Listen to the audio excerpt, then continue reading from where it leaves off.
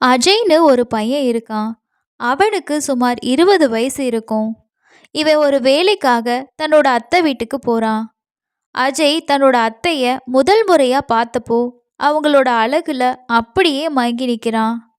முதல் பார்வையிலேயே தன்னோட அத்தைய பார்த்துக்கிட்டே இருக்கான். ஏன்னா அவனோட அத்தை அவ்வளவு அழகா இருப்பாங்க. அஜய் எந்த வேலைக்காக தன்னோட அத்தை வீட்டுக்கு போனானோ அந்த வேலையை முடிச்சதுக்கு அப்புறமா அங்கேருந்து கிளம்ப ஆரம்பிக்கிறான். ஆனால் அஜயோட மனசில் ஒரு எண்ணம் வந்துச்சு. அடடா, இன்னைக்கு என்னோட அத்தை என்னை வீட்டில் தங்க அனுமதிச்சாங்கன்னா நான் என் அத்தையோட சேர்ந்திருப்பேனே. ஆனால் அவனோட அதிர்ஷ்டம் அவனுக்கு கை கொடுத்துச்சு. அவனும் தன்னோட அத்தை வீட்டிலேருந்து தன்னோட வீட்டுக்கு திரும்பி செல்றதுக்காக ரெடி ஆகிட்டு இருக்கான். அந்த நேரத்தில் அவனோட பக்கத்தில் வந்த அவங்க அத்தை, இன்னைக்கு நீ உன் வீட்டுக்கு போக வேண்டாம், இங்கேயே தங்கிட்டு நாளைக்கு காலையில் போகலாம், நான் உன்னோட அம்மா கிட்ட பேசுகிறேன்னு சொல்கிறாங்க. அதுக்கப்புறமா அந்த பையன் ரொம்பவே சந்தோஷம் அடைகிறான். அங்கேயே தன்னோட அத்தை வீட்லேயே தங்குறான். மெதுவாக மாலை ஆகுது. அதுக்கப்புறமா நைட்டு 2 பேரும் சாப்பிட்டுட்டு படுக்கை அறைக்கு போகிறாங்க. அவனோட அத்தை வீட்டில் தனியாக தான் இருக்கிறனால அவங்க ஒரே அறையில் தூங்குறாங்க. அவன் கீழே தரையில் படுத்து தூங்குறான். ஏறக்குறைய நைட்டு 2 மணி ஆகுது. அந்த நேரத்தில் அந்த பையன் எழும்புறான். அவன் தன்னையோட அத்தைக்கிட்ட வந்து எனக்கு தாகமாக இருக்குன்னு சொல்கிறான். அதுக்கப்புறமா அந்த பையன் தன்னோட அத்தை கையை பிடிச்சிக்கிட்டு யாருமே கற்பனை செய்ய முடியாத ஒரு விஷயத்த அவங்க கூட சேர்ந்து செய்கிறான். அங்கே அஜய் அப்படிங்கிற ஒரு பையன் இருந்தான். அவனுக்கு சுமார் ஒரு 20 வயசு இருக்கும். அஜய் இப்போ தான் தன்னோட கல்லூரி படிப்பை முடிச்சிட்டு இருந்தான். ஈவினிங் ஒரு 5 மணி அளவில் திடீர்னு அஜயோட அத்தைகிட்ட இருந்து அஜயோட அம்மாவுக்கு கால் வருது. அதில் அஜயோட அத்தை என்ன சொல்கிறாங்கன்னா, எனக்கு திடீர்னு உடல்நிலை சரியில்லாமல் போச்சு, என்னை ஹாஸ்பிட்டலுக்கு கூட்டிகிட்டு போகிறதுக்கு கூட யாருமே இல்லை, தயவு செஞ்சு அஜயை என்னோட வீட்டுக்கு அனுப்பிடுங்கன்னு சொல்கிறாங்க. இதை கேட்டதுமே அஜயோட அம்மாவால் மறுக்க முடியலை. ஏன்னா தன்னோட கணவரோட தங்கச்சி கேட்டு ஏதாவது முடியாதுன்னு சொன்னால் தன்னோட கணவர் ஏதாவது சொல்லுவாருன்னு யோசிக்கிறாங்க. அது மட்டும் இல்லாமல் அவங்களோட வீடும் ரொம்ப தூரத்தில் இல்லை, பக்கத்தில் தான் இருக்காங்க. அவங்க வீட்டில் அவங்க கணவர் கூட இல்லை. அதனால தன்னோட பையனான அஜயை கூப்பிட்டு, உன்னோட அத்தைக்கு திடீர்னு உடம்பு சரியில்லாமல் போயிடுச்சான், நீ அவங்கள ஹாஸ்பிட்டலுக்கு கூட்டிகிட்டு போயிட்டு மெடிசின் வாங்கி கொடுத்துட்டு வான்னு சொல்கிறாங்க. இதை கேட்டதுமே அஜய் மிகவும் சந்தோஷப்படுறான். இதுக்கப்புறமா தன்னோட பைக்கை எடுத்துக்கிட்டு தன்னோட அத்தை வீட்டுக்கு புறப்படுறான். அங்கே தன்னோட அத்தையை அன்னைக்கு தான் முதல் முறையாக சந்திக்க போகிறான். அப்படிங்கிறதுனால அவன் ரொம்பவே சந்தோஷமாக இருந்தான். கிட்டத்தட்ட 10 நிமிஷங்களுக்கு அப்புறமா அவன் தன்னோட அத்தை வீட்டுக்கு போய் சேர்றான். அஜய் தன்னோட அத்தையை பார்த்தபடியே அப்படியே நின்றுட்டு இருக்கான்.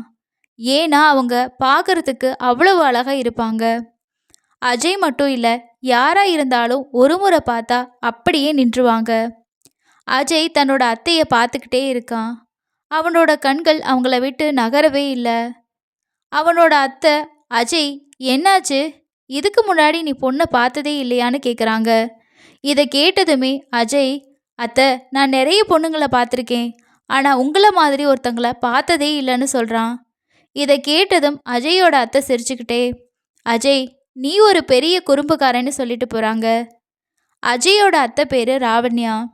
அவங்களோட வயசை பற்றி சொல்லணும்னா அவங்களுக்கு 33 வயசு இருக்கும். அஜயோட அத்தைக்கு இதுவரைக்கும் குழந்தை இல்லை. அஜயோட மாமா மும்பையில் ஒரு கம்பெனியில் வேலை பார்த்துட்டு வராரு. அவர் மாதத்துக்கு 1 இல்லைன்னா 2 முறை தான் வீட்டுக்கு வருவார். அதுக்கப்புறமா அஜயோட அத்தை அவனை வீட்டுக்குள்ளே கூப்பிட்டு அஜய்க்காக காஃபி போட்டு கொடுக்குறாங்க. 2 பேரும் உட்காந்து காஃபி குடிக்க ஆரம்பிக்கிறாங்க. காஃபி குடித்ததுக்கப்புறமா அஜய் தன்னோட அத்தைக்கிட்ட, என்னத்தை நீங்கள் ஏன் இன்றைக்கி என்னை கூப்பிட்டீங்க, உங்களுக்கு உடம்புக்கு என்ன ஆச்சுன்னு கேட்குறான்.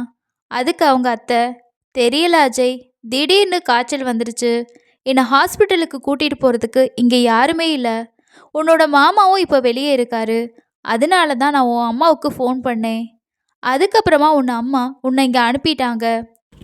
இதை கேட்ட அஜயும், பரவாயில்ல அத்தை, இது என்னோட கடமை தான்னு சொல்கிறான். அதுக்கப்புறமா விஜய் தன்னோட அத்தைக்கிட்ட, சரி அத்தை, லேட் ஆகிரும், ஏன்னா 5 மணி ஆகிருச்சு, நான் வீட்டுக்கு போகணும், எனக்கும் லேட் ஆகும்னு சொல்கிறான். இதை கேட்டதும் அஜயோட அத்தை, சரி இப்போ நம்ம போகலான்னு சொல்கிறாங்க.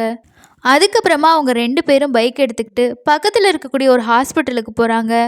அங்கே அஜயோட அத்தைக்கு டாக்டரை பார்த்துட்டு காய்ச்சல் அதிகமாக இருக்குங்கிறதுனால சில மருந்துகளை வாங்கிட்டு திரும்பியும் தன்னோட அத்தையை வீட்டுக்கு கொண்டு வந்து விடுறான். வீட்டுக்கு திரும்பி வந்தப்ப டைமு 8 மணி ஆகிருச்சு. அஜயோட மனசில் அத்தை வீட்டில் தான் இன்னைக்கு தங்கணும் அப்படிங்கிற ஒரு எண்ணம் இருந்துச்சு. ஏன்னா எப்படியாவது இன்னைக்கு அத்தை வீட்டில் தங்க நேர்ந்துச்சுன்னா அத்தைக்கிட்ட பேசிடலான்னு அவன் நினச்சான். ஆனால் அவனால் நேரடியாக அத்தைக்கிட்ட இந்த விஷயத்த சொல்ல முடியல. இப்போ அவன் சரியத்தை நான் கிளம்புறேன், ரொம்ப இருட்டாகிருச்சுன்னு சொல்கிறான். இதை கேட்ட அஜயோட அத்தை, நீ இரு, இன்னைக்கு இங்கேயே தங்கிரு, நாளைக்கு காலையில் சீக்கிரமா இங்கேருந்து புறப்படு, நான் உன்னோட அம்மா கிட்ட பேசிக்கிறேன்னு சொல்கிறாங்க. இதை கேட்ட விஜய் ரொம்பவே சந்தோஷப்படுறான். அவன் தன்னோட அத்தைக்கிட்ட, சரியத்தை நீங்கள் என்னோட அம்மா கிட்ட பேசுங்க, அவங்க சம்மதிச்சா நான் இங்கேயே இருக்கேன்னு சொல்கிறான். அதுக்கப்புறமா அஜயோட அத்தை அவங்க அம்மாவுக்கு ஃபோன் பண்ணி, இப்படி லேட் ஆகிருச்சு, ரொம்பவுமே நைட் ஆயிடுச்சு, நான் அஜயை நாளைக்கு காலையில் அனுப்புகிறேன்னு சொல்கிறாங்க. இதை கேட்ட அவங்களும் சரி லேட் ஆகிருச்சு அப்படின்னா அவன் அங்கேயே இருந்துட்டு நாளைக்கு காலையிலே வரட்டும்னு சொல்கிறாங்க. அதுக்கப்புறம் அஜய்க்கு ரொம்பவே சந்தோஷமாகுது. ஏன்னா தன்னோட மனசில் ஒரு விஷயம் இருக்குது, இன்னைக்கு நான் அத்தையை சந்திச்சே தீருவேன். ஏன்னா அத்தை வீட்டில் தனியாக இருக்காங்க, நான் அத்தை கூட என்னோட எண்ணத்தை நிச்சயமாக நிறைவேற்றுவேன். மெதுவாக நைட் ஆகிருச்சு. 2 பேரும் ஒன்றா உட்காந்து இரவு சாப்பாடு சாப்பிட்றாங்க. சாப்பிட்டதுக்கப்புறமா 2 பேரும் தூங்குறதுக்காக ரூமுக்கு போகிறாங்க. அவங்க ஒரே ரூமில் தான் தூங்க போகிறாங்க. ஏன்னா அத்தை வீட்டில் தனியாக இருக்காங்க, அவங்க மாமாவும் அங்கே இல்லை. அதனால் அவங்க ஒரே ரூமில் தூங்கலான்னு நினச்சி ஒரே அறையில் தூங்க போகிறாங்க. அஜய் தரையில் படுத்து தூங்க முயற்சிக்கிறான். ஆனால் அவனுக்கு தூக்கமே வரலை. அவன் நினைக்கிறான் ஏதாவது செய்யணும்னு சொல்லி. ஏன்னா இப்படி ஒரு வாய்ப்பு திரும்பவுமே கிடைக்காது. இந்த வாய்ப்பை நம்ம இழந்துட்டா திரும்பவும் இது மாதிரியான ஒரு வாய்ப்பு நமக்கு கிடைக்கும்னு நம்ம எதிர்பார்க்கவே முடியாது. அஜயும் சிந்திக்க ஆரம்பிக்கிறான். அவன் படுத்திருந்த இடத்துலேருந்து எழும்பி தன்னோட அத்தையோட இடத்துக்கு போகிறான். அவங்க பக்கத்தில் உட்கார்றான். தன்னோட அத்தையோட காதில் மெதுவாக சொல்கிறான், அத்தை எனக்கு மனசு சரியில்லைன்னு. அவங்க அத்தை தூங்காமல் இருந்ததுனால எல்லாத்தையுமே கேட்டுட்ருக்காங்க. ஆனால் தூங்குறது மாதிரி பாசாங்கு பண்ணுறாங்க. ஆனால் அஜய் தன்னோட அத்தைக்கிட்ட 2-3 முறை அத்தை எனக்கு மனசு சரியில்லைன்னு சொல்லும்போது அவனோட அத்தை எதுவுமே சொல்லலை. அஜய் அவங்களோட காதுகளில் சத்தமா, அத்தை எனக்கு உங்களை ரொம்பவே பிடிக்கும்னு கத்துறான். அதை கேட்டதும் அத்தை எழும்பி எதுக்கு பிடிக்கும்னு கேட்குறாங்க. அஜய் தன்னோட மனசில் இருந்ததை அவங்க கிட்ட சொல்கிறான். அத்தை உங்களை முதல்ல பார்த்தப்பையோ என்ன நடந்தாலும் சரி, உங்களை போல ஒரு அழகி இந்த உலகத்திலேயே இல்லைன்னு என்னோட மனசில் உறுதியாக தோணுச்சு. இதுக்கப்புறமா அஜய் மெதுவாக அத்தைக்கிட்ட சிரித்து பழக ஆரம்பிக்கிறான். அஜய் தன்னோட அத்தையை கேலி செஞ்சு அதுக்கப்புறம் அந்த வேலைகளில் ஈடுபட ஆரம்பிக்கிறான். தான் யார் அப்படிங்கிறத மறந்துட்டான். அடுத்த நாள் காலையில் அவங்க 2 பேரும் உட்காந்து டீ குடிச்சிக்கிட்டு காலை உணவை சாப்பிட்றாங்க. அஜய் தன்னோட அத்தை வீட்டிலேருந்து திரும்பி செல்லும்போது அவனோட அத்தை, அஜய் வீட்டுக்கு அடிக்கடி வந்துட்டு போன்னு சொல்கிறாங்க.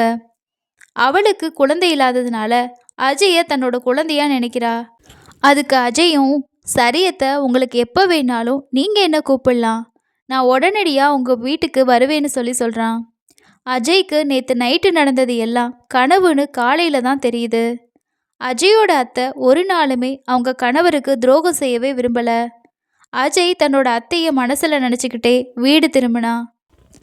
தன்னோட அத்தை கூட கனவுலையாவது அந்த மாதிரி நடந்துச்சேன்னு தன்னோட மனசை தேத்திக்கிட்டான். அதுக்கப்புறமா அத்தையை தன்னோட அம்மா மாதிரி நினச்சிக்கிட்டான். இந்த கதை உங்களுக்கு பிடிச்சிருந்தா சேனலை சப்ஸ்கிரைப் பண்ணிக்கோங்க. இந்த வீடியோ பற்றின உங்களோட கருத்துக்களை கீழே இருக்கக்கூடிய கமெண்ட் செக்ஷனில் ஷேர் பண்ணுங்கள்.